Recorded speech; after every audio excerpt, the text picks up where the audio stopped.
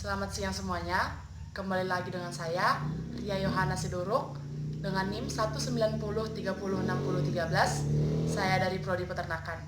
Di sini saya akan melakukan praktikum sederhana, yaitu tentang pengujian enzim pitialin dan amilase untuk memenuhi tugas praktikum biokimia dengan dosen pengampu, yaitu Ibu Tati Vidianasari, SPT MP. Bahan dan alat yang digunakan dalam praktikum ini adalah, yang pertama ada air saliva, yang kedua ada nasi, yang ketiga ada larutan HNO3, yang keempat ada agen O3, dan yang kelima ada pipet tetes. Bahan yang kita gunakan dalam praktikum kali ini yaitu, yang pertama ada gelas, yang seharusnya kita memakai beker glass, tapi karena praktikum di rumah, jadi kita menggunakan apa yang ada saja di rumah. Nah, di dalam gelas ini saya sudah memasukkan air saliva atau air liur manusia, di mana air saliva tersebut sudah mengandung enzim pitialin dan amilase. Yang kedua ada nasi. Yang ketiga ada larutan HNO3. Yang keempat ada agen O3. Dan yang kelima saya menggunakan pipet tetes. Prosedur percobaannya. Yang pertama, kita mengambil larutan agen O3 dan kita masukkan ke dalam gelas tersebut.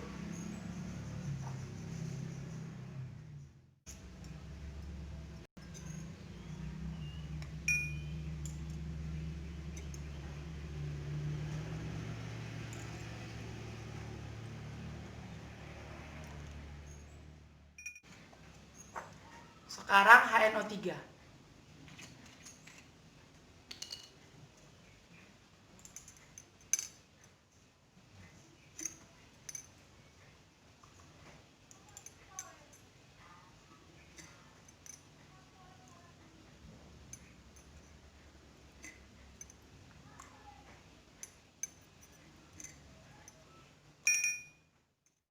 Setelah kita campurkan larutan AgNO3, HNO3 dengan enzim pitialin dan amilase atau cairan saliva tadi, terbentuk endapan-endapan putih. Endapan-endapan putih ini disebut dengan klor. Setelah tadi kita melihat ada gumpalan-gumpalan putih yang kita sebut sebagai klor, sekarang kita akan memasukkan nasi ke dalam gelas tersebut. Kita memasukkan nasi tersebut ke dalam gelas tadi, dapat kita lihat terjadi perubahan warna, yaitu warnanya menjadi merah bata. Ini terjadi karena amilum berubah menjadi glukosa, dan glukosa kemudian berubah menjadi sakarida. Penjelasannya yaitu, enzim pitialin terdapat di dalam air ludah, dihasilkan oleh kelenjar ludah. Fungsi enzim pitialin untuk mengubah amilum atau zat tepung menjadi glukosa. Enzim amilase dihasilkan oleh kelenjar ludah di mulut dan kelenjar pankreas. Amilum sering dikenal dengan sebutan zat tepung atau pati. Amilum merupakan karbohidrat atau sakarida yang memiliki molekul kompleks. Enzim amilase memecah molekul amilum ini menjadi sakarida dengan molekul yang lebih sederhana, yaitu maltosa. Mengenai pengujian enzim pitialin dan amilase pada siang hari ini, dilanjutkan sebentar lagi dengan pengujian enzim bromelin. Terima kasih. Sekarang kita akan melakukan praktikum sederhana, yaitu mengenai pengujian enzim bromelin. Apa saja alat dan bahannya? Alat dan bahan yang saya gunakan dalam praktikum enzim bromelin pada praktikum ini, yaitu saya menggunakan daging. Yang kedua, saya menggunakan gelas, 4 gelas, yang seharusnya memakai beker glass, tetapi saya menggunakan gelas. Dan yang ketiga yaitu saya menggunakan jus nenas. Memasuki prosedur percobaannya. Yang pertama, kita masukkan potongan-potongan daging ini ke dalam gelas-gelas tersebut. Kita masukkan potongan-potongan daging tersebut ke dalam gelas tadi. Ini gelas pertama, Yang ini gelas kedua, yang ini gelas ketiga, yang ini gelas keempat. Sekarang kita akan memasukkan jus nanas ke dalam gelas yang pertama dan yang kedua terlebih dahulu. Pertama dan gelas kedua sudah berisi jus nanas yang di dalamnya ada potongan daging tadi. Sekarang kita untuk gelas pertama kita akan masukkan ke dalam pendingin atau kulkas. Gelas pertama sudah kita masukkan ke dalam kulkas. Kita akan menunggu sekitar 2 jam. Jam 14 atau jam 2. Nanti kita akan melihat perubahannya pada jam 4 sore nanti. Kedua, kita akan memasukkannya ke dalam suhu kamar. Seperti gelas yang pertama, kita akan menunggu perubahannya setelah 2 jam kemudian.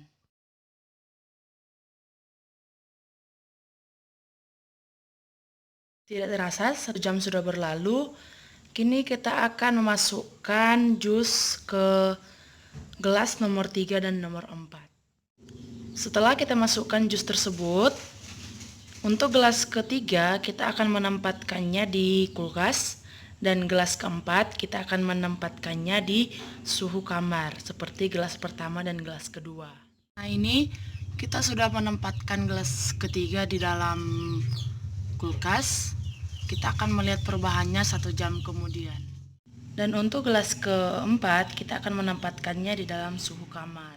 Seperti gelas yang ketiga kita akan melihat perubahannya 1 jam kemudian. Mari menunggu. Oke teman-teman, waktunya sudah pas, yaitu sekitar 2 jam sudah kita gunakan. Sekarang kita akan melihat perubahannya. Cara melihat perubahannya, saya akan memindahkan daging tersebut ke atas piring. Dapat kita lihat, ini daging yang pertama yang tadi kita masukkan ke dalam kulkas, warnanya berubah menjadi merah segar. Dan yang kedua, yang daging nomor 2, warnanya berubah menjadi lebih pucat. Nah, tekstur keempukannya, daging nomor 2 yang disimpan dalam suhu kamar itu lebih empuk daripada daging nomor 1 yang disimpan dalam suhu dingin atau di dalam kulkas. Nah, yang daging nomor 3 dan nomor 4 dapat kita lihat, daging nomor 3 warnanya merah segar, sedangkan yang daging nomor 4 itu lebih pucat dari yang nomor 3. Tekstur keempukannya dapat kita lihat,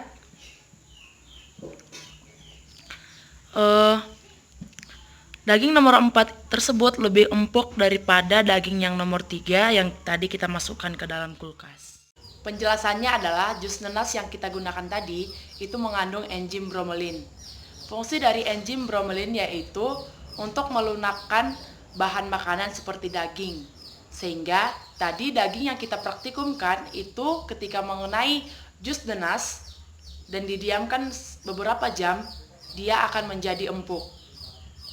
Demikian praktikum pada hari ini, yaitu yang pertama tentang pengujian enzim pitialin dan amilase, dan yang kedua pengujian enzim bromelin. Semoga bermanfaat bagi kita semua, dan sampai jumpa. Bye-bye.